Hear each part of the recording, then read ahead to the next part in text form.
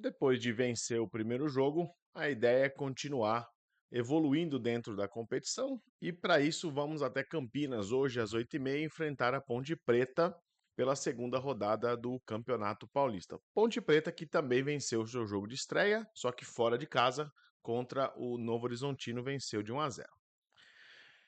Não vamos ter o Soteldo, e aí o Caixinha muda o time e daqui a pouco eu já trago para vocês qual que é a provável escalação desse jogo de hoje.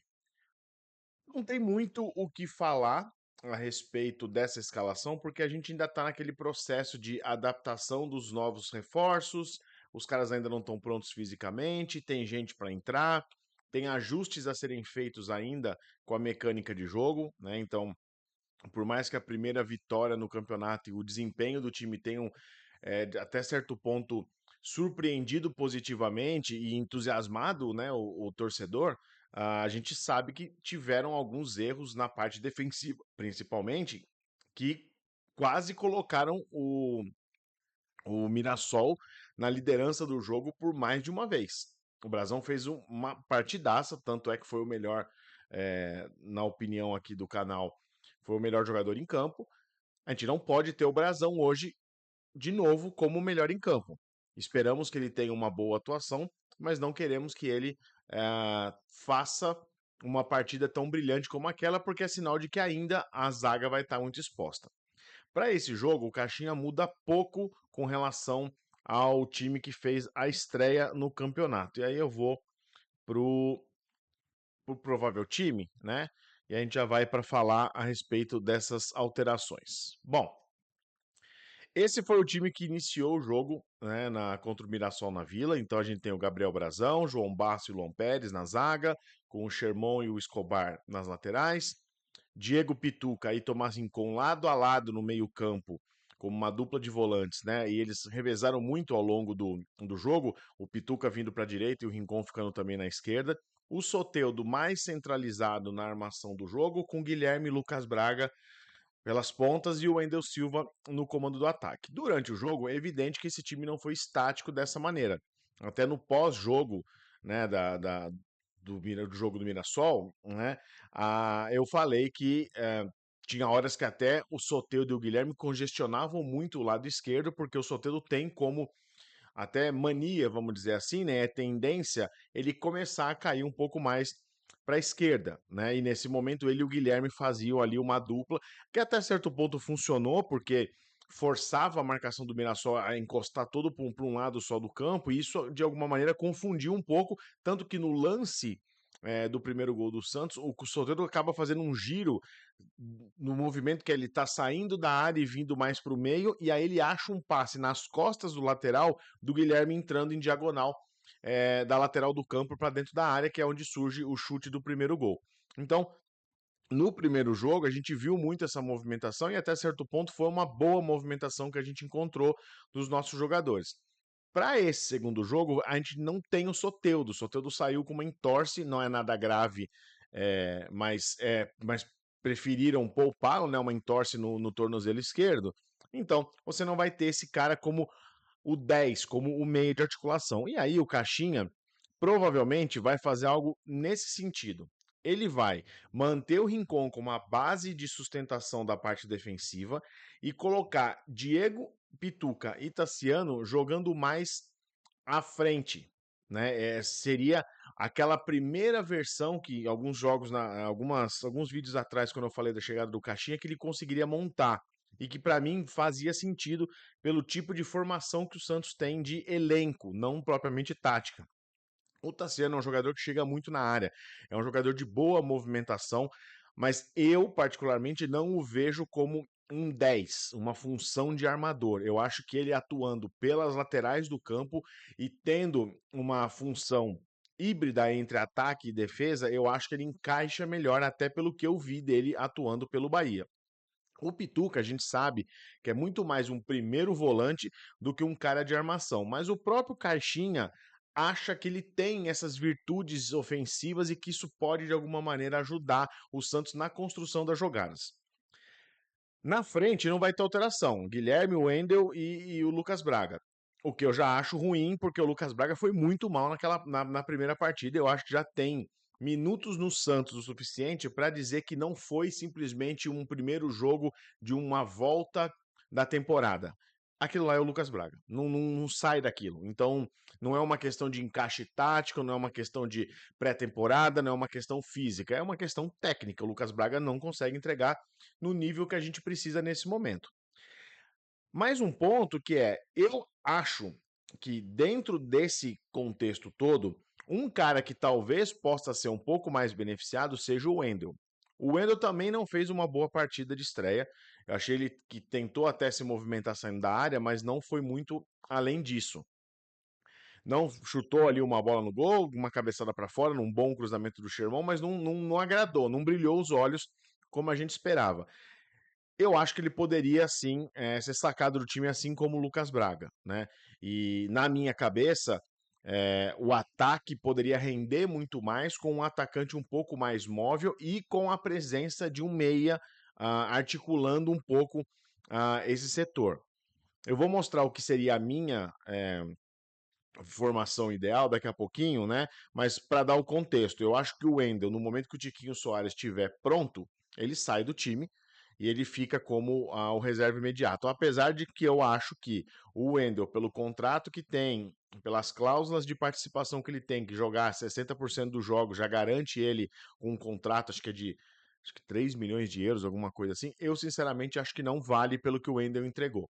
É bom atacante, acho que tem algum repertório, mas para o momento do Santos ele não encaixa e para o jeito que esse time quer jogar também não, que a gente precisa de um atacante mais móvel, atacante que possa dar opções para que os pontas passem a estar dentro da área, para que o atacante consiga criar situações que os meias que chegam tenham condições de chutar no gol ou infiltrar nas costas da zaga. Então acho que o Wendel não consegue cumprir esse papel. Mas isso é só no ataque. Na defesa, a gente não teve tantos pontos assim de atenção, a não ser a velocidade de recomposição da nossa zaga. Tanto o Lugan Pérez quanto o João Bá sofreram para conseguir acompanhar a velocidade e pelo time jogar tão à frente, né? O Caixinha colocou o time bem postado no ataque. Quando você tinha uma bola nas costas, era uma correria e que você começava a rezar um Pai Nosso, porque você estava rezando para o zagueiro conseguir fazer a recomposição. E o João Basso, para mim, dos dois, foi o pior.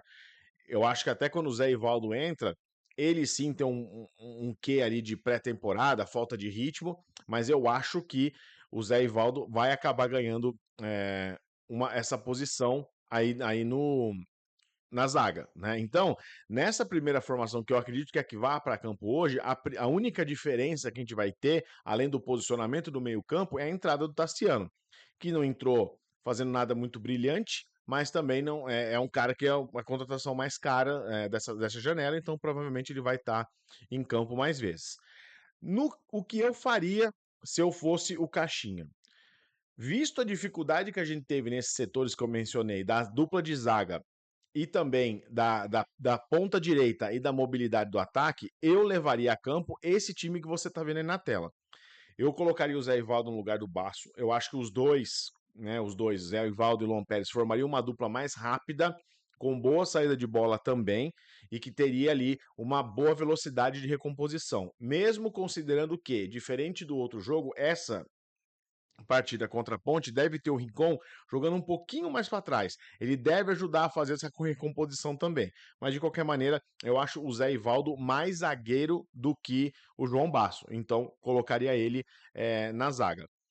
No meio-campo, o Tassiano é a opção, até porque não dá, a gente não tem um 10 no time, né? E eu explico o porquê disso daqui a pouco. E no ataque, como o Guilherme agora não vai ter a companhia do Soteldo para fazer essa troca, essa movimentação, necessariamente a gente precisa ter opção pelos dois lados das pontas. E aí eu colocaria o Miguelito. E se o Miguelito, mesmo nessa condição, na formação que eu acho que é o que o Caixinha vai colocar, que é com o Lucas Braga começando o jogo, mesmo nessa composição, o Miguelito não for a campo contra a Ponte, eu acho de novo que é mais um checkzinho na caixinha de o Miguelito não serve para fazer. é, não jogar taticamente como o Caixinha espera. Eu acho que ele não vai ter encaixe. E esse que eu acho que é um problema. Na frente, Em vez de tentar o em vez de tentar o Wendel Silva de novo, eu tentaria o Luca Meireles. Acho que é um menino, tem velocidade, tem mobilidade, acho que encaixaria melhor nesse jogo que a gente vai ter contra a Ponte. E até, cara, de verdade, faria o teste para entender qual que é a possibilidade que ele tem de ser um substituto ali, um reserva do Tiquinho Soares. Acho que colocar ele nesse início de Campeonato Paulista e fazer esse teste não mataria ninguém e não causaria um problema no elenco. Então, são opções que eu, no lugar do Caixinha, levaria. Na minha cabeça, o Zé Ivaldo mais rápido que o João Bassi com um jogo aéreo importante também. O Tassiano no meio-campo é a escolha óbvia para substituir o Soteldo nessa formação desse triângulo do meio-campo.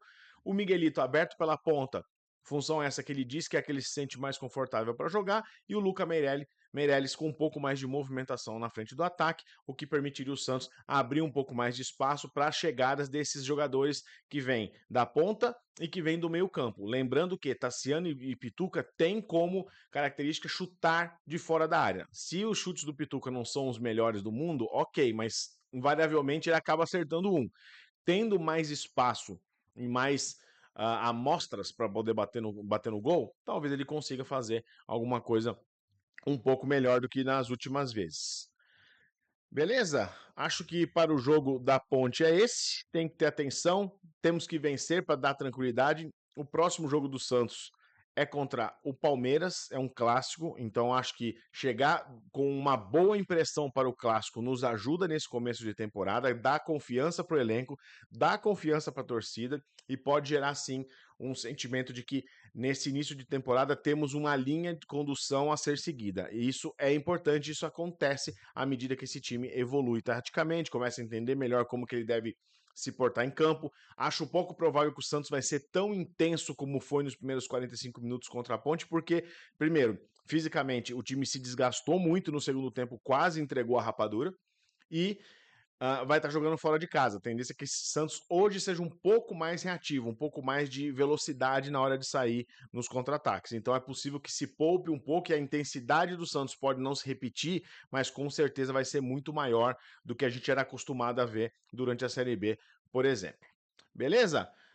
Entregue o pré-jogo, tô de volta após o jogo do Santos hoje à noite, às 8h30. Transmissão da TNT e da Max, para você que não tá por dentro, é que cada jogo do Santos é uma aventura para procurar onde está sendo a transmissão. Tô de volta para fazer depois o pós-jogo. No comentário, espero vocês para a gente trocar uma ideia. Para você que chegou agora no canal, não deixa de se inscrever, não deixa de dar like nesse vídeo para fortalecer a gente. Um abraço, tchau!